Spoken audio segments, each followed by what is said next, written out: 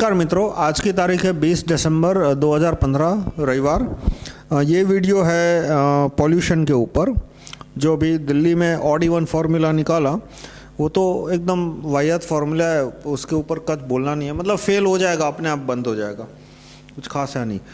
पर video general pollution के ऊपर है। अब 3-4 अलग अलग प्रॉब्लम है जिसको हम अक्सर एक मानते हैं।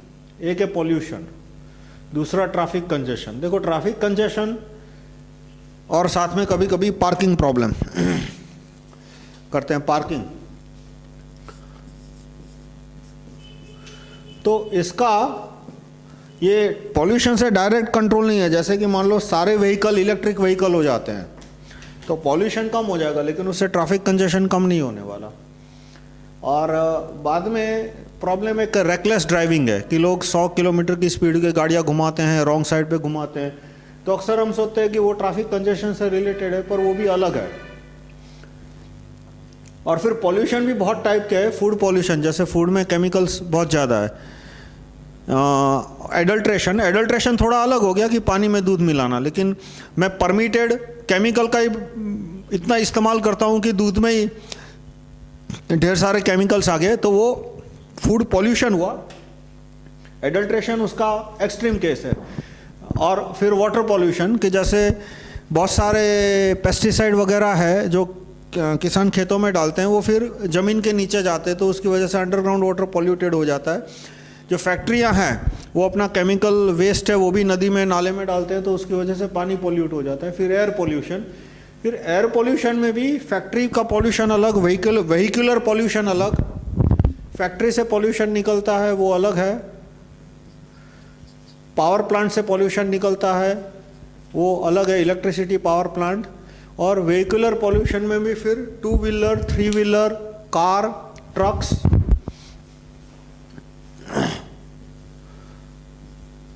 अब कार में भी डीजल कार का पॉल्यूशन अलग होता है, पेट्रोल का अलग होता है, सीएनजी का कम होता है। इलेक्ट्रिक व्हीकल का पॉल्यूशन न के बराबर होता है, लेकिन इलेक्ट्रिक व्हीकल में जो बैटरी का पॉल्यूशन है मतलब वो कम है, मैनेजेबल है, लेकिन वो हमें इग्नोर नहीं करना चाहिए। मतलब ये नहीं कहना चाहिए कि इलेक्ट्रिक व्हीकल आने से पॉल्यूशन ज़ीरो हो जाएगा, क्योंकि उसमें जो बैटरियाँ फेंकनी पड़ती है, हर 5 साल 10 साल बाद रिप्लेस करनी है, वो भी एक प्रॉब्लम है। और जैसे जैसे इलेक्ट्रिक व्हीकल बढ़ेंगे वो प्रॉब्लम बढ़ती जाएगी।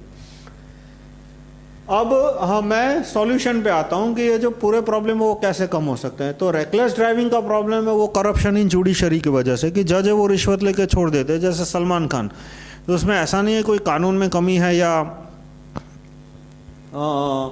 हमारे डीएनए में कोई प्रॉब्लम है, जज करप्ट है, पैसे लेके छोड़ दिया। तो अब मान लो जज ने सजा की होती तो जो आदमी 160 की किलोमीटर की स्पीड के गाड़ी चलाता है, आदत है जिसको, जज ने यदि सलमान को जेल में भेजा होता तो वो 160 पे ब्रेक लगा के 120 कर देता। अब जज ने पैसे लेके छोड़ दिया सलमान को, तो वो आदमी एक्सीलरेटर बढ़ा देगा, 160 की स्पीड 200 हो जाएगी, 2 लोग और मरेंगे। तो इसी तरह से वैसे बहुत सारे केस है। हम देखते हैं गुड़गांव में एक BMW वाले ने एक गाड़ी उड़ा दी थी, वो भी कुछ 150-200 की स्पीड पे चल रही थी, प्रेग्नेंट औरत थी, उसमें मर गई, उसका बच्चा जो उसकी कोख में था वो भी मर गया। अभी तक उस केस का जजमेंट नहीं होगा, कुछ साल मतलब 1.5-2 साल हो गए उसको। तो रेकलेस ड्राइविंग है वो बेसिकली प्रॉब्लम है corruption in police, corruption in जजेस। उसकी वजह से उसका सॉल्यूशन है राइट टू रिकॉल जज, right to recall jury system. अब पॉल्यूशन और ट्रैफिक कंजेशन पे आते हैं, तो उसके लिए एक इंजीनियरिंग सॉल्यूशंस है और दूसरा एडमिनिस्ट्रेटिव लॉ, जैसे right to recall jury system और इकोनॉमिक लॉज। ये तीनों है। एडमिनिस्ट्रेटिव लॉज आएंगे साथ में इकोनॉमिक लॉज, ताकि ये प्रॉब्लम कम करने के लिए पैसा मिले और पैसे का जो खर्चा हो रहा है वो कम हो जाए। और साथ में इंजीनियरिंग सॉल्यूशंस, और इंजीनियरिंग में कुछ कुछ सिंपल है, जैसे फुटपाथ बढ़ाना, ज़ेब्रा क्रॉसिंग अच्छा करना, अंडरपास करना, और कुछ कुछ काफ़ी कॉम्प्लिकेटेड है, जैसे कि बड़े पैमाने पे इलेक्ट्रिक व्हीकल पे स्विच ओवर करना। अब टोटल ओवरऑल सॉल्यूशन क्या है? पहले वेल्थ टैक्स। वेल्थ टैक्स से क्या होगा? वेल्थ टैक्स के बारे में मैंने डिस्क्रिप्शन दिया अपनी किताब में, चैप्टर 25 में। मेरी बुक आपको मिलेगी इस लिंक पे, http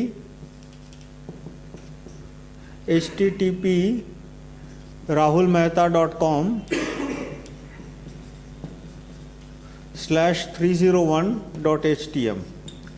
इसमें चैप्टर 25 में टैक्सेशन के ऊपर है, प्लस मेरा इसमें वीडियो भी है right to recall group channel में वेल्थ टैक्स के ऊपर, वो वीडियो भी आप देख सकते हैं कि जो वेल्थ टैक्स मैंने प्रपोज किया है 2% of market value per year, beginning में 1%, फिर बढ़ के 2%, minus income tax paid, minus 15% of salary, minus other taxes paid such as electricity etcetera. तो ये सब आएगा तो उसके बाद जो अपनी वेल्थ का यूज कर रहा है उस पर वेल्थ टैक्स प्रैक्टिकली जीरो आएगा। लेकिन जिसने वेल्थ बड़े पैमाने पे होर्डिंग करके रखा है, जिसके पास मीलों की मील खाली जमीन है, वो उसको इतना भारी टैक्स आएगा कि उसको अपनी ज़मीन बेचनी पड़ेगी या तो किराए पे देनी पड़ेगी, इससे ज़मीन के दाम कम हो जाएंगे। तो ज़मीन के दाम कम होंगे, उससे क्या बेनिफिट होगा कि शहरों में बहुत सारे बीच में खाली ज़मीनों के पॉकेट्स है। जैसे मैं एक एग्जांपल दूं तो वो अहमदाबाद का है, मतलब जो लोग अहमदाबाद की ज्योग्राफी से परिचित है वो थोड़ा समझ पाएंगे। ये अहमदाबाद के नॉर्थ वेस्ट साइड का नक्शा है, घाटलोडिया एरिया, मतलब बोड़कदेव एरिया बोलते हैं। यहाँ पर है कर्णावती क्लब, यहाँ पर है गुजरात हाई कोर्ट, ये एसजी हाईवे है और ये एसपी रिंग रोड है इसके पीछे जो है। अब यहाँ पे जो ज़मीन है इस रेक्टेंगल में, कर्णावती क्लब से Gujarat high court, SG highway और एसपी रिंग रोड का जो रेक्टेंगल बनता है, वहाँ इतनी खाली ज़मीन है कि सिर्फ 40% ज़मीन पे भी यदि FSI 2 को मान के 3 बेडरूम और 2 bedroom hall kitchen 150 square yard का फ्लैट बनाया जाए तो मिनिमम 3 लाख 4 लाख फ्लैट बन सकते हैं। 3 लाख फ्लैट यानी कि 10 लाख लोग रह सके उतनी जगह। तो इतनी जगह खाली है वहाँ पे, तो भी वहाँ ज़मीन के दाम होंगे 50,000 रुपया स्क्वायर मीटर, 1 लाख रुपया स्क्वायर मीटर। तो इतनी ज़मीन के दाम क्यों है? क्योंकि वहाँ सारी होर्डिंग करके रखी है, मतलब और वो सस्ते दाम पे ज़मीन बेचने नहीं वाले। लेकिन जैसे उन पे टैक्स आएगा तो फटाफट ज़मीन सस्ते दाम पे बेचना शुरू करेंगे। तो उससे बेनिफिट क्या होगा कि यहाँ जो ज़मीन महंगी थी इतनी, उसकी वजह से लोगों को भोपाल और ये सारे एरिया में शिफ्ट करना पड़ा। यदि ये तो ट्रैफिक बढ़ गया, अब कोई आदमी भोपाल यहाँ पे रहता है तो उसको बोड़कदेव में या सिटी में तो इतना ट्रैवल करना पड़ता है। लेकिन ये सारी ज़मीन यदि बिकती तो यहाँ पे आबादी खड़ी करने की ज़रूरत ही नहीं थी, यहाँ इतने सारे फ्लैट बन जाते कि लोगों को दूर नहीं जाना पड़ता। तो शहर के बीचों बीच आप देखोगे कि बहुत सारे बड़े खाली ज़मीन के प्लॉट होते हैं, उन पे वेल्थ टैक्स आएगा, उन आदमियों को वो प्लॉट किराए पे देने पड़ेंगे, बेचने पड़ेंगे। तो अपने आप जो शहर का फैलाव हो रहा है वो फैलाव कम हो जाएगा और ट्रैफिक इस तरह से कम होगा। अब दूसरा बेनिफिट क्या होगा वेल्थ टैक्स के, कि एक तो हमें दिख रहा है कि फुटपाथ बनाने हैं और सड़कें चौड़ी करनी है, फुटपाथ भी चौड़े करने हैं। तो इसके लिए जो सड़क के दोनों ओर मकान दुकानें हैं वो हमें एक्वायर करने हैं, हमें यानी गवर्नमेंट को एक्वायर करने हैं। और उसकी वजह से उसके लिए पैसा चाहिए। देखो म्यूनसिपाल्टियों ने तो एक कानून पास कर दिया है कि म्यूनसिपाल्टी को सड़क चौड़ी करने के लिए ज़मीन एक्वायर करनी है तो वो फोकट के दाम पे कर सकते हैं, फ्री में, फोकट के दाम पे भी नहीं, एब्सोल्यूट फ्री में। बदले में उन्हें सिर्फ FSI सर्टिफिकेट देने की ज़रूरत है। जैसे गुजरात असेंबली ने कानून पास किया जून 2014 में, नरेंद्र मोदी के PM बनने के कुछ एक आध महीने के अंदर। क्या कानून पास किया कि यदि म्यूनसिपाल्टी को सड़क चौड़ी करने के लिए ज़मीन चाहिए तो 0 रुपीज़ दे के एक्वायर कर सकती है, बदले में उसको सिर्फ FSI सर्टिफिकेट देना है। वो FSI सर्टिफिकेट किसी बिल्डर को बेचो और उसको जितना पैसा देना है देगा, वो तुम्हारे और बिल्डर के बीच में, म्यूनसिपाल्टी कोई पैसा नहीं देगी। पर ये कानून गलत है। कानून यही होना चाहिए कि जैसे सिंगापुर में है कि म्यूनसिपाल्टी यदि कोई प्रॉपर्टी एक्वायर करती है तो मार्केट रेट का मिनिमम डबल पैसा देती है, विथ कंडीशन कि बदले में वो सिर्फ घर खरीद सकता है। किसी का घर लिया है तो म्यूनसिपाल्टी उसको पैसा देती है और फिर यदि उसके पास एक ही घर था वो, तो इस कंडीशन से उसको एक्स्ट्रा पैसा देती है कि बदले में वो सिर्फ घर खरीद सकता है। मतलब उस अकाउंट में से चेक सिर्फ बिल्डर के नाम पे लिखा जाएगा, फ्लैट के बदले में लिखा जाएगा, वो सारे प्रोसेस फॉलो करनी पड़ती है। तो जिस आदमी की प्रॉपर्टी ले रहे हैं सड़क चौड़ी करने के लिए, फुटपाथ चौड़ा करने के लिए, उसको मार्केट रेट से डबल कंपनसेशन मिलना चाहिए, तो उसके लिए भी पैसा चाहिए। तो वेल्थ टैक्स से पैसा आएगा, उतना ही नहीं, ज़मीन के दाम कम होंगे। ज़मीन के दाम कम होंगे तो सड़क चौड़ी करना, फुटपाथ चौड़े करना मुमकिन बनेगा। अब सेकंड जो ट्रैफिक से रिलेटेड सॉल्यूशन है वो फुटपाथ को सुधारना। सबसे बड़ा कारण है कि लोग टू व्हीलर क्यों इस्तेमाल करते हैं। टू व्हीलर इस्तेमाल करने का सबसे बड़ा कारण है कि फुटपाथ खराब है, जिब्रा क्रॉसिंग खराब है। कोई कई जगह तो जिब्रा क्रॉसिंग है ही नहीं।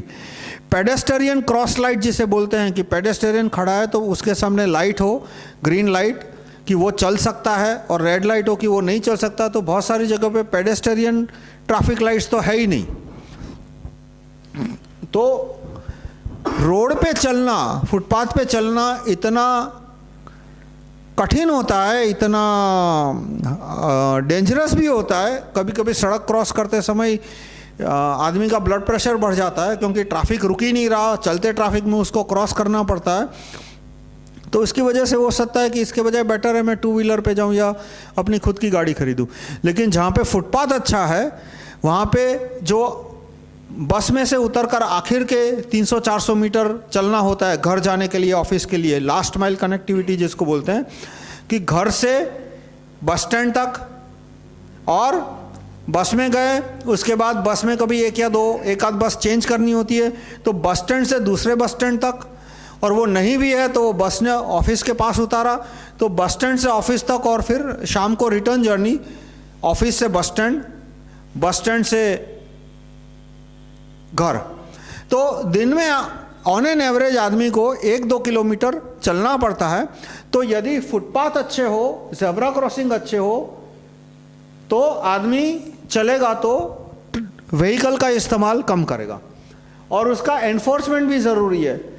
मतलब मैं जब अमेरिका में था, न्यूयॉर्क में था, तो किसी गाड़ी वाले की हिम्मत नहीं होती थी कि गाड़ी ज़ेब्रा क्रॉसिंग पे ले जाए, क्योंकि फ़ाइन इतना तगड़ा होता था। यहाँ पे आप कोई भी ज़ेब्रा क्रॉसिंग देख लो अहमदाबाद में, और शायद दिल्ली में भी, मतलब हर एक शहर में, शायद बॉम्बे में ट्रैफिक डिसिप्लिन थोड़ी अच्छी हो, तो गाड़ी वाले वो ज़ेब्रा क्रॉसिंग पे खड़ी कर देते गाड़ी कि पेडेस्टेरियन भाड़ में जाओ। उसका रीज़न क्या है कि एनफोर्समेंट ही नहीं होता, और पुलिस वाले भी थक जाते हैं, क्योंकि पूरा रूल क्या होता है कि किसी एक आदमी को तुमने पकड़ा एक ऑफेंस के लिए, 2 ऑफेंस के लिए, 10 ऑफेंस के लिए, तो बाद में उसको कोर्ट में इतनी सज़ा होनी चाहिए कि उसको देख के दूसरे लोग सज़ा ना करें।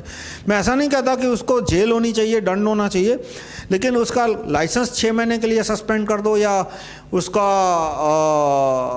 जिसको 15 दिन की कम्युनिटी सर्विस कहते हैं कि 15 दिन उसको कोर्ट में आके बैठना पड़ेगा, जेल नहीं होगी, या तो उसको कम्युनिटी के जो भी थोड़े बहुत काम होते हैं इधर उधर के वो करने पड़ेंगे। तो इस तरह की कोई सज़ा है ही नहीं।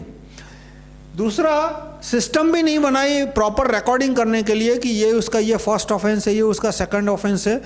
तो वो एनफोर्समेंट सिस्टम खड़ी हो तो आज फुटपाथ पे चलना आसान हो जाएगा। दूसरा, फुटपाथ के ऊपर जो खाने पीने का सामान बेचते हैं या कपड़े बेचते हैं वो सब बंद होना चाहिए। ये मतलब एक बकवास है कि वो बेचारे जाएंगे क्या, अरे भाई जहाँ से आए थे वहाँ जाएंगे। फुटपाथ पे यदि कोई आदमी खाना बेच रहा है, कपड़े बेच रहा है, तो उसकी वजह से जो आदमी फुटपाथ पर चलने वाला था उसको सड़क पे चलना पड़ता है, तो उसकी जान का रिस्क बढ़ गया। साथ में जो व्हीकल चला रहा है, गाड़ी चला रहा है, स्कूटर चल रहा है, उसका भी ब्लड प्रेशर बढ़ गया कि मैं कहीं इतने सारे पेडेस्टेरियन घूम रहे हैं, कहीं गलती से मेरी गाड़ी पेडेस्टेरियन को हिट हो गई तो मुझे भी कोर्ट के धक्के हो जाएंगे, मुझे भी सज़ा हो जाएगी। तो जो आदमी फुटपाथ पे बैठ रहा है वो दूसरों की लाइफ खतरे में डाल रहा है, और यदि पेडेस्टेरियन है वो फुटपाथ पे नहीं चलेगा, क्योंकि फुटपाथ पे कोई खाना बेच रहा है या कोई कपड़े बेच रहा है, वो सड़क पे चढ़ेगा, तो उसकी वजह से जो सड़क पे व्हीकल है, गाड़ी है, टू व्हीलर है, उसकी स्पीड कम हो गई। अब उनको ज़्यादा टाइम उनका बर्बाद होगा, उनका पेट्रोल ज़्यादा फूकेगा, पॉल्यूशन ज़्यादा होगा। मतलब मोरल ऑफ द स्टोरी क्या है कि फुटपाथ पे जो लोग खाना बेच रहे हैं, कपड़े बेच रहे हैं, उनको हटा देना चाहिए। और इसमें right to recall police commissioner आता है, क्योंकि वो जो कपड़े खाना बेच रहे हैं वो पुलिस को हफ्ता देते हैं, या तो म्यूनसिपैलिटी का जो एनक्रोचमेंट डिपार्टमेंट होता है उसको हफ्ता देते हैं। और इसका सॉल्यूशन है right to recall police commissioner, right to recall district police commissioner, और राइट टू रिकॉल जज, और ज्यूरी सिस्टम ओवर पुलिसमैन। और दूसरा मैंने जो प्रपोजल किया है कि जितने भी स्पॉट है, डेजिग्नेटेड स्पॉट, जहाँ पे लगे कि यहाँ पे कोई यदि खाना बेचने वाला या कपड़े बेचने वाला बैठेगा तो प्रॉब्लम नहीं होगी, तो उसको ऑफिशियली उसको मार्क किया जाए, उसको एलोकेट किया जाए और उसका रेंट लिया जाए। और रेंट है वो पूरे शहर के लोगों में, पूरे देश के लोगों में बराबर बटेगा। वो मेरी MRCM की प्रपोजल है जो मैंने चैप्टर 5 में डिस्क्राइब की है। तो इन शॉर्ट फुटपाथ सुधारना ये प्योर एडमिनिस्ट्रेटिव काम है। देखो, नए फुटपाथ बनाने के लिए पैसा चाहिए, वो वेल्थ टैक्स से ही आ सकता है। और नए फुटपाथ भी तभी बनेंगे बड़े पैमाने पे जब जमीन के दाम कम हो। तो वेल्थ टैक्स से जमीन के दाम कम होंगे, तो वेल्थ टैक्स से उससे फुटपाथ बनाने का काम आसान हो जाएगा। फुटपाथ, जेब्रा क्रॉसिंग लाइट वगैरह। उसके बाद ट्रैफिक कंजेशन और पॉल्यूशन कैसे कम होगा? अंडरपास से। अंडरपास और डबल अंडरपास। डबल अंडरपास यानी कि एक क्रॉस रोड है, ऐसे इंटरसेक्शन है, तो उसके अंडरपास बना दिया ताकि वो जैसे कि मान लो ये सड़क है और इसका ये क्रॉस रोड है, ये 4 रास्ता है, तो इसका यहाँ पे ट्रैफिक को रुकना पड़ेगा तो टाइम तो वेस्ट होगा ही, कंजेशन भी बढ़ेगा, और साथ साथ में लोग हमेशा गाड़ी तो बंद नहीं कर सकते एक और फिर बाद दोबारा गाड़ी चालू करे, तो वो जितने भी गाड़ियाँ यहाँ पे खड़ी है वो थोड़ा पॉल्यूशन करेगी। लेकिन इसको अंडरपास मिल जाए तो गाड़ियाँ कम रुकेगी, तो उतना टाइम भी बचेगा, कंजेशन कम होगा और पॉल्यूशन कम होगा। और डबल अंडरपास यानी ये जो अंडरपास है उसके नीचे से भी ये अंडरपास, तो ये डबल अंडरपास है, तो ना इस साइड वाले को कहीं रुकना पड़ेगा ना इस साइड वाले को रुकना पड़ेगा, बस जब टर्न लेना है तभी थोड़ी देर के लिए रुकना पड़ेगा। तो इस तरह से अंडरपास और डबल अंडरपास के सिस्टम से ट्रैफिक कम होगा, पॉल्यूशन कम होगा, और जो पेडेस्टेरियन है उसकी भी स्पीड बढ़ जाएगी, क्योंकि अब जो व्हीकल को टर्न लेना है वही पेडेस्टेरियन को के रास्ते में आएगा। पेडेस्टेरियन यदि यहाँ से यहाँ जा रहा है तो जिस व्हीकल को सामने जाना है वो अंडरपास से निकल गया, जो व्हीकल पेडेस्टेरियन को इधर से इधर जाना है तो यहाँ ये साइड जाने वाले भी व्हीकल डबल अंडरपास से, अंडरपास के नीचे जो अंडरपास जा रहा है उसमें से निकल गए। तो पेडेस्टेरियन को कब रुकना पड़ेगा? जब किसी व्हीकल को टर्न लेना है। एक ये है। फिर दूसरा कि जितने रोड है उनमें से ज़्यादा रोड को वन वे बनाना पड़ेगा, क्योंकि रोड चौड़े करोगे तो बहुत ज़्यादा ज़मीन लेनी पड़ेगी। अब कुछ रोड है वो चौड़े हो ही नहीं सकते, इतने छोटे रोड है कि अब चौड़े करने में बहुत ज़्यादा बिल्डिंगें तोड़नी पड़ेगी, बहुत ज़्यादा दुकानें तोड़नी पड़ेगी, तो फिर उसको वन वे करना पड़ेगा। तो ये सारे केस बाय केस डिसीजन है, बैठे डिसाइड नहीं किया जा सकता कि किसको वन वे करना किसको नहीं करना पड़ेगा। एक गाइडलाइन है कि जो चौड़े रोड नहीं है उनको वन वे करना, पर ग्राउंड पे तो ये केस बाय केस डिसीजन से ही हो सकता है। इंजीनियरिंग सॉल्यूशन में है एक आइडियल सॉल्यूशन जो है, मतलब शायद 5 साल में भी हो जाए, 10 साल में भी हो जाए, शायद कभी ना हो, वो है सेल्फ ड्रिवन कार, मतलब automatic car. Google self driving car पे आप गूगल करना हो तो उसमें ड्राइवर होता ही नहीं है, उसमें कैमरा लगा होता है और पूरा कंप्यूटराइज सिस्टम होता है, वो खुद गाड़ी को ड्राइव करता है और वो सक्सेसफुल है, सेफ भी है। और तो हाइपोथेटिकली सारी गाड़ियाँ और सारे बस इलेक्ट्रिक बस हो जाते हैं, सारी गाड़ियाँ इलेक्ट्रिक कार हो जाती है और सारी गाड़ियाँ सेल्फ ड्रिवन हो जाती है, तो ये तीनों प्रॉब्लम सॉल्व हो जाएंगे, बहुत ट्रिवियल सॉल्व हो जाएंगे। अब वो कितनी जल्दी ये सिस्टम यूनिवर्सल हो सकती है वो थोड़ा फ्यूचरिस्टिक हो गया, इसलिए उसमें मैं नहीं जाऊंगा, पर एक सॉल्यूशन हमें माइंड में रखना चाहिए कि जितनी हो सके उतनी गाड़ियों को ज़्यादा सेल्फ ड्रिवन किया जाए। और ये सारी गाड़ियाँ फिर भारत में बनानी पड़ेगी, क्योंकि हम सारा का सारा यदि बाहर से लाते हैं तो फॉरेन एक्सचेंज बर्डन बढ़ जाएगा, वो अपने आप में कोई सॉल्यूशन नहीं है। तो इलेक्ट्रिक कार और उसके सारे पार्ट्स, अभी भी जो इलेक्ट्रिक ऑटो रिक्शा है, अभी कुछ दिन पहले ही मेरी एक इंजीनियर से बात हुई, उन्होंने कहा कि इलेक्ट्रिक ऑटो रिक्शा वायबल है, पर अभी सबसे बड़ी प्रॉब्लम कहाँ आती है कि उसका जो पूरा कंट्रोल्स मॉड्यूल है वो इम्पोर्टेड है, कोई मेड इन चाइना होगा या मेड इन जर्मनी होगा, तो वो क्यों महंगा पड़ता है कि उसमें छोटी भी फॉल्ट हो तो यहाँ के टेक्नीशियन को पता ही नहीं है कि उसको रिपेयर कैसे करें, तो उसको वापस चाइना भेजना पड़ता है। उनकी कुछ शॉप्स भी होती हैं यहाँ पे जो रिपेयर करते हैं, लेकिन फिर वो बहुत ज़्यादा पैसा मांगते हैं। तो यदि पूरी की पूरी इलेक्ट्रिक बस या इलेक्ट्रिक कार या इलेक्ट्रिक रिक्शा यदि 100% मेड इन इंडिया है, इलेक्ट्रिक बस, ई रिक्शा, वो पूरी की पूरी 100% मेड इन इंडिया है, मतलब चिप्स के सिवा सब कुछ मेड इन इंडिया हो। चिप्स भी मेड इन इंडिया होनी चाहिए, पर चिप्स को मेड इन इंडिया बनाने में तो शायद 5 साल और निकल जाए। तो ये एक बहुत ही वायबल सॉल्यूशन है कि इससे पॉल्यूशन कम हो जाएगा। और ट्रैफिक कंजेशन कैसे कम होगा कि बस से यदि लोग 2 व्हीलर को छोड़ के बस में जाते हैं तो अपने आप कंजेशन कम होगा, यदि लोग गाड़ियाँ छोड़ के रिक्शा में जाते हैं तो पार्किंग के लिए कम जगह चाहिए, कि आदमी ने गाड़ी ली, अब गाड़ी कहीं पार्क करनी पड़ेगी तो जाहिर है कुछ ना कुछ तो स्पेस रोकेगी, लेकिन रिक्शा में गया, रिक्शा में उतर गया तो अब रिक्शा को पार्किंग करने की ज़रूरत नहीं है, वो तो किसी अगले जगह चली जाएगी। अब एडमिनिस्ट्रेटिव सिस्टम में आता है जो पब्लिक ट्रांसपोर्ट है, अहमदाबाद में उसको AMTS बोलते हैं, अहमदाबाद म्यूनिसिपल ट्रांसपोर्ट सर्विस, और दिल्ली में उसको दिल्ली ट्रांसपोर्ट कॉरपोरेशन बोलते हैं, DTC, मतलब पब्लिक ट्रांसपोर्ट इन शॉर्ट। तो उसके चेयरमैन के ऊपर राइट टू रिकॉल की प्रोसीजर लाना, क्योंकि इनके चेयरमैन सभी एफिशिएंट है ऐसी बात नहीं है, सभी इनएफिशिएंट है ऐसी भी बात नहीं है, लेकिन जितनी एफिशिएंसी दिखा सकते हैं, जितने एफिशिएंसी दूसरे देशों के पब्लिक ट्रांसपोर्ट में देखने मिलती है, उसका 5% भी नहीं देखने मिलती।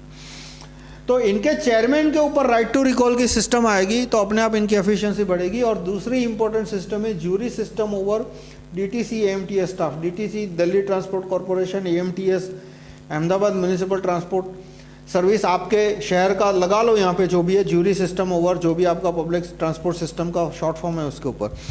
ये ज्यूरी सिस्टम बहुत इंपॉर्टेंट है, क्योंकि यदि उनका स्टाफ बदतमीजी करता है, यदि स्टाफ बदतमीजी करता है तो चेयरमैन के पास न इतना टाइम होता है, न ही उतनी ताकत होती है कि वो अपने स्टाफ के सामने कोई एक्शन ले सके। चेयरमैन है वो अपने स्टाफ के एक्शन लेने से डरते हैं, पर्सनली नहीं डरते, वो ऐसा नहीं सोचते कि भाई ये आदमी आके मुझे मार देगा, लेकिन वो सोचते हैं कि उसने स्टाफ के खिलाफ कोई एक्शन लिया और दूसरे दिन स्टाफ ने स्ट्राइक पे चले गए, या तो स्टाफ है वो गो स्लो कर दिया, या तो इंडिसिप्लिन बढ़ा दी, तो अंत में वो बदनाम होंगे। मान लो DTC और स्ट्राइक पे जाती है तो ट्रैफिक सारा जाम हो गया, सिटीजन को कठिनाई होगी और बदनामी चेयरमैन की या मिनिस्टर की होगी। इसलिए जो चेयरमैन मिनिस्टर है वो स्टाफ के खिलाफ एक्शन लेने से डरते हैं। तो इसका सॉल्यूशन ज्यूरी सिस्टम है कि यदि स्टाफ बहुत ज़्यादा इंडिसिप्लिन करते हैं तो ज्यूरी उसको नौकरी से निकाल देगी। अब जो 10-20 हज़ार का स्टाफ है DTC का, AMTS का, वो 2 करोड़ नागरिकों के सामने लड़ने नहीं जाएगा कभी। और दूसरा वो देखेगा कि भाई सिटीजन ने हमें निकाला है, सिटीजन कोई मिनिस्टर नहीं है कि उसका कोई अपना एजेंडा हो, कोई उसका अपना मोटिव हो। तो ज्यूरी सिस्टम ओवर स्टाफ आएगा तो उससे ये जो स्टाफ का करप्शन है, इंडिसिप्लिन है, वो कम होगी, तो ये पब्लिक ट्रांसपोर्ट की एफिशिएंसी बढ़ेगी। उसके बाद जितने हो सके उतने ज़्यादा कैमरा रखना, वो रेकलेस ड्राइविंग को कम करने के लिए ज़रूरी है। और कैमरा से और भी फ़ायदे हैं कि उससे जो सुपरविजन है पब्लिक ट्रांसपोर्ट के, जो बस है, ऑटो रिक्शा, उस पर सुपरविजन भी इम्प्रूव होगा। फिर एक कानून जो कि अहमदाबाद में है लेकिन दिल्ली में नहीं है, अहमदाबाद में एक कानून है कि किसी को भी ऑटो रिक्शा चाहिए तो परमिट की ज़रूरत नहीं है। वो RTO में जाके कह सकता है मुझे ऑटो रिक्शा चाहिए, जो भी उसकी 1000-2000 की फ़ी है वो फ़ी भर दी और उसको फ़ौरन ऑटो रिक्शा का लाइसेंस मिल जाता है। कोई वेटिंग टाइम नहीं है, कोई परमिट नहीं है, मतलब यूँ समझो हफ्ते 10 दिन में मिल जाता है किसी को भी। तो उसकी वजह से ऑटो रिक्शा अहमदाबाद में इतने ज़्यादा है कि कभी वो मीटर से ही चलते हैं, कभी ज़्यादा नहीं मांगते मीटर से, और कभी बहुत कम मना करते हैं कभी कभी मना कि भाई इधर जाना है तो किराया को मना भी करते हैं, लेकिन रिलेटिवली रेयर होता है। और परमिट नहीं है, फटाक से ऑटो मिल जाता है। इसलिए जो ऑटो का किराया है, किराया नहीं पूरे दिन का किराया, ऑटो में क्या होता है अक्सर अधिकतर कि ऑटो का मालिक कोई और होता है, उसके 20, 25, 50 ऑटो घूमते रहते हैं, और जो ड्राइवर होता है वो उसको दिन का 250 रुपया, 300 रुपया, 200 रुपया किराया देता है। तो अहमदाबाद में 24 घंटे का किराया कितना है? 150 रुपया ऑटो का। जबकि दिल्ली में मैंने जो सुना है, मुझे ठीक से मुझे भी नहीं पता, उसमें मैंने सुना है 250-300 रुपया 24 घंटे का। तो वो ज़्यादा क्यों है? क्योंकि वहाँ पे ऑटो की परमिट है, लेनी पड़ती है। तो यदि परमिट सिस्टम निकाल दी जाए तो ऑटो इतने सारे बढ़ जाएंगे, तो 1 मिनट के लिए लगेगा कि ट्रैफिक का प्रॉब्लम बिगड़ गया। पर जितने ज़्यादा, जितनी ऑटो रिक्शा का सर्विस इंप्रूव होगी, उतनी लोग गाड़ियाँ कम चलाएंगे, स्कूटर कम चलाएंगे, तो उससे ट्रैफिक कम होगा। उसके बाद सॉल्यूशन है कि जितने भी पार्किंग स्पॉट है सड़क पे, वो सारे पेड पार्किंग होने चाहिए। जो पार्किंग मीटर की टेक्नोलॉजी इतनी पुरानी है कि अमेरिका में 1930 में न्यूयॉर्क में और दूसरे शहरों में पार्किंग मीटर लगे थे। उसमें बहुत सादा था, सिक्का डालना होता है, घुमाना पड़ता है, और पार्किंग मीटर में सेट किया होता है कि भाई 25 सेंट का सिक्का डाले तो 15 मिनट। न्यूयॉर्क जैसे में थोड़ा महंगा होता है, न्यूयॉर्क में 50 सेंट का सिक्का, 2 सिक्के डालो 25 सेंट के, तब जाके ये 15 मिनट 20 मिनट का वेटिंग होता है। तो इसी तरह से पार्किंग मीटर लगा सकते हैं जिसमें 5 रुपये का सिक्का, 10 रुपये का सिक्का, और उसके ऊपर वो 5 मिनट 10 मिनट 15 मिनट खड़ा रह सके। तो जितने भी फुटपाथ के पास जितने भी स्पॉट होते हैं वो सारे पेड पार्किंग होनी चाहिए। तो उससे जो पैसा आएगा उससे फिर और पार्किंग लॉट बना सकते हैं। यदि फुटपाथ पे किनारे कोई आदमी फ्री में गाड़ी खड़ी कर सकता है, या तो फुटपाथ के ऊपर खड़ी कर सकता है, वो तो गैर कानूनी है फुटपाथ के ऊपर, तो भी उसका कोई एनफोर्समेंट नहीं होता। मैं अहमदाबाद में जाऊं या मैं दिल्ली में भी मैंने देखा था कि दिल्ली में लोग फुटपाथ के ऊपर गाड़ी पार्क कर देते हैं और उसको कोई फाइन नहीं करता। तो ये जो प्रॉब्लम है वो कैमरा से तो कम हो ही सकता है क्योंकि मॉनिटरिंग इम्प्रूव होगी, पर उसके लिए बेसिक प्रॉब्लम क्या है कि पुलिस के ऊपर ज्यूरी सिस्टम नहीं है।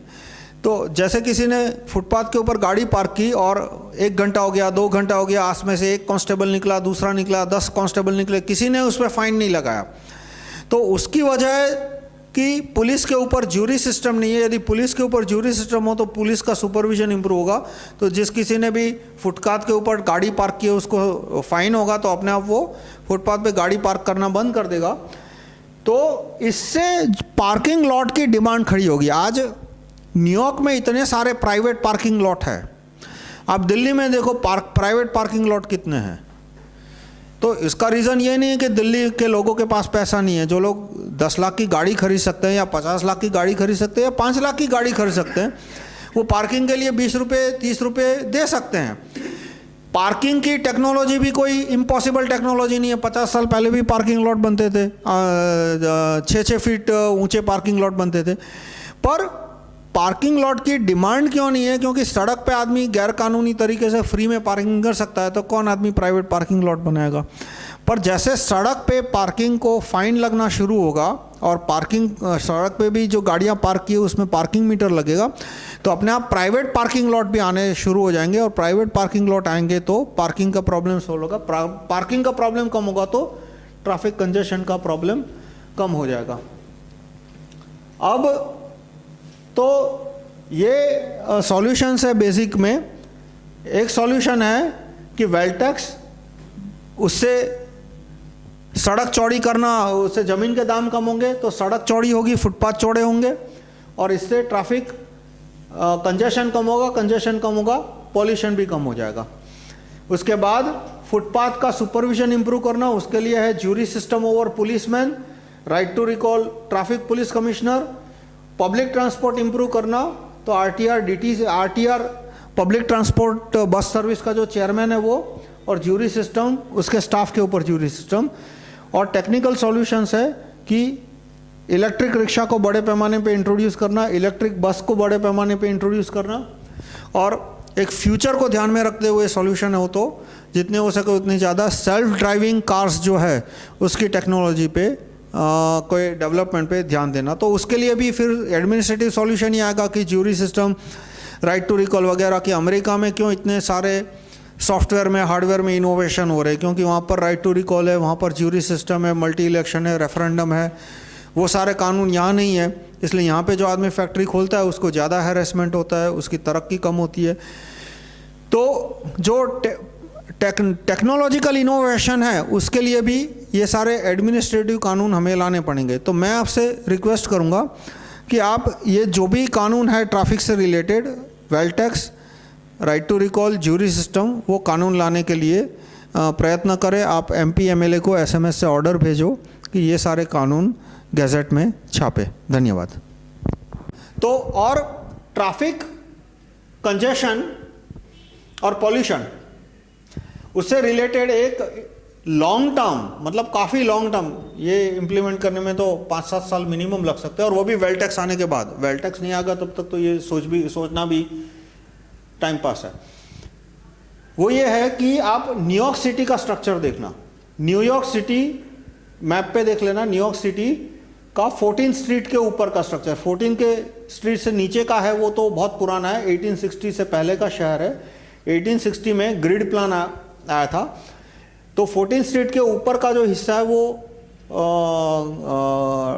ग्रिड स्ट्रक्चर फॉलो करता है, यानी पूरा शहर है वो ब्लॉक में डिवाइड किया गया है और सारी सड़कें हैं वो सीधी है, क्रॉस रोड भी सीधे हैं और जो मेन रोड भी है वो भी स्ट्रेट है। अब मैंने जो प्रपोज किया स्ट्रक्चर वो क्या है कि पूरा सिटी है वो ब्लॉक स्ट्रक्चर होगा, 500, एक साइड 250 मीटर, दूसरी साइड 500 मीटर। क्यों स्क्वायर नहीं है वो भी मैं बताता हूँ। तो और हर एक सा और बीच में जो सड़क है वो 15-20 मीटर चौड़ी, दूसरी सड़क है वो भी 15-20 मीटर चौड़ी। तो इस तरह से पूरा स्ट्रक्चर है वो यूनिफॉर्म है। तो और ये जो क्रॉस रोड है उसमें भी सारे नहीं तो जितने हो सके एक के बाद एक इंप्लीमेंट कर सकते हैं। हर एक में एक ही दिन में आना जरूरी नहीं है कि यहाँ पे जो व्हीकल, इसमें जो 4 लेन है और सारी सड़क है वो 1 वे है। ये सड़क भी 1 वे है, ये दूसरी सड़क है वो उल्टी डायरेक्शन में है, तीसरी सड़क है वो इस तरह से 1 वे है, एक सड़क है वो इस तरह से 1 वे है और दूसरी सड़क है वो इस तरह से 1 वे है। तो जिसको टर्न लेना है उसको घूम कर आना पड़ेगा। पर उससे पेडेस्ट्रियन की तकलीफ बहुत कम हो जाती है कि उसको जब रोड क्रॉस करना है तो उसको दोनों साइड का ट्रैफिक नहीं देखना पड़ता, सिर्फ एक ही साइड का ट्रैफिक देखना है। अब ये साइड जो ट्रैफिक ये 4 रास्ते पे आएगी, क्रॉस रोड पे आएगी, उसके लिए अंडरपास है तो वो नीचे से जा सकता है। और ये यहाँ से जो ट्रैफिक हो रहा है उसके लिए डबल अंडरपास, यानी कि ये जो अंडरपास जा रहा है उसके नीचे दूसरा अंडरपास जा रहा है, यानी वो अंडरपास के भी नीचे से अंडरपास से वो जा रही है। मतलब कि यहाँ से कोई गाड़ी सीधी जाना चाहती है तो उसको कहीं रोकना नहीं पड़ेगा, सिवा कि अंडरपास नहीं बने यदि, और सारे अंडरपास एक ही दिन में नहीं बन सकते। तो अंडरपास नहीं बना यहाँ तो रुकना पड़ेगा, यहाँ पे अंडरपास बन गया तो यहाँ पे नहीं रुकना पड़ेगा। तो इस तरह से गाड़ी है, बस है, वो सीधी, यदि रुकना नहीं है तो वो सीधी निकल जाएगी। उसको रुकना कब पड़ेगा? जब उसको टर्न लेना है। जबकि जैसे कि यहाँ से कोई गाड़ी जा रही है, उसको यहाँ पे टर्न लेना है तो उसको यहाँ पे रुकना पड़ेगा। अब इससे पेडेस्ट्रियन का काम भी आसान हो गया, क्योंकि जो गाड़ी सीधी जा रही है वो अंडरपास से निकल गई तो पेडेस्ट्रियन को रुकने की ज़रूरत नहीं है। पेडेस्ट्रियन को रुकने की कब ज़रूरत पड़ेगी? जब यहाँ पे किसी गाड़ी को टर्न लेना है। तो गाड़ी को टर्न लेना है तो थोड़ी देर के लिए पेडेस्ट्रियन ट्रैफिक चालू रहेगा, फिर थोड़ी देर के लिए पेडेस्ट्रियन के लिए रेड लाइट होगी और जो गाड़ी को टर्न लेना है वो निकल जाएगी। पर जिन गाड़ियों को सीधा जाना है वो पेडेस्ट्रियन से कॉन्फ्लिक्ट में नहीं आएगी। तो इस तरह से पूरे शहर का स्ट्रक्चर है वो ग्रिड स्ट्रक्चर। ग्रिड की लंबाई 250 मीटर और दूसरी साइड पे 500 मीटर, दूसरी साइड पे 500 मीटर। क्यों? क्योंकि ये साइड है वो डबल अंडरपास है, वो अंडरपास के भी अंडरपास जाता है, इसलिए उसको ज़्यादा स्पेस चाहिए। तो 250 मीटर की स्पेस इसके लिए कम पड़ेगी। और यहाँ पे पेडेस्ट्रियन अंडरपास, यहाँ पे, यानी कि पेडेस्ट्रियन को यदि ये रोड क्रॉस करना है तो एक ऑप्शन है कि वो सीधा यहाँ तक जाए, यहाँ पे ज़िब्रा क्रॉसिंग से क्रॉस करे, फिर वापस आए।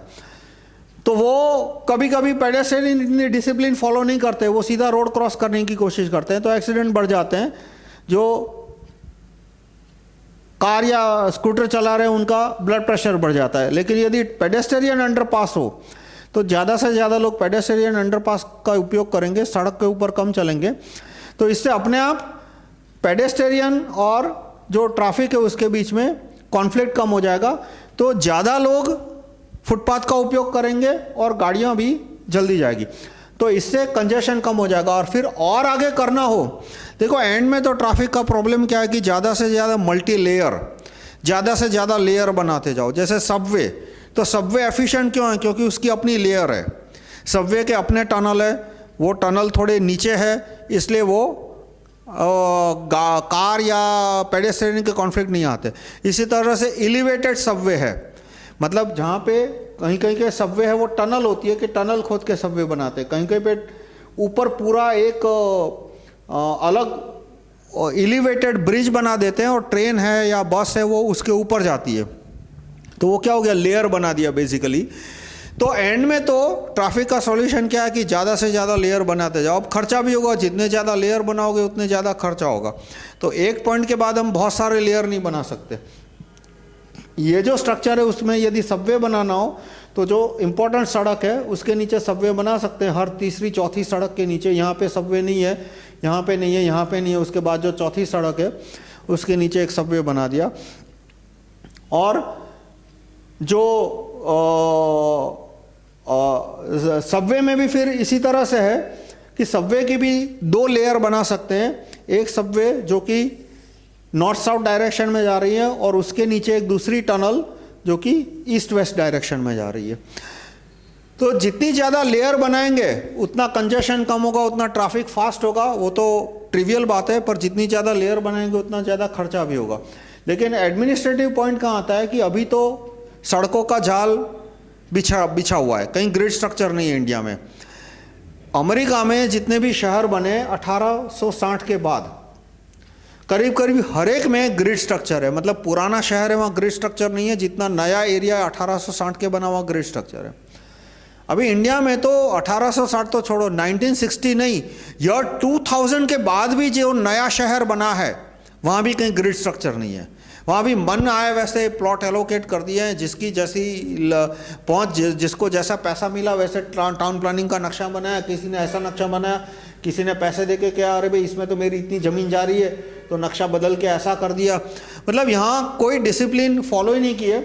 अब डिसिप्लिन फॉलो करनी होगी तो पहले एक मास्टर मैप रखना पड़ेगा, और फिर वो मास्टर मैप आ जाए उसके बाद ये जो एरिया है वहाँ पे लैंड एक्वायर करना पड़ेगा। तो जाहिर है यहाँ पे जितनी लैंड जाएगी उनको पैसा देना पड़ेगा, तो ये रकम तो बहुत बड़ी हो जाएगी। और ये तभी संभव है जब भारत में वेल्थ टैक्स का कानून आएगा। तो वेल्थ टैक्स का कानून आने के बाद हम ये ग्रिड स्ट्रक्चर इम्प्लीमेंट कर सकते हैं, और सिटी में ग्रिड स्ट्रक्चर आएगा तो उससे ट्रैफिक कंजेशन कम होगा और फिर पॉल्यूशन भी कम हो जाएगा। धन्यवाद।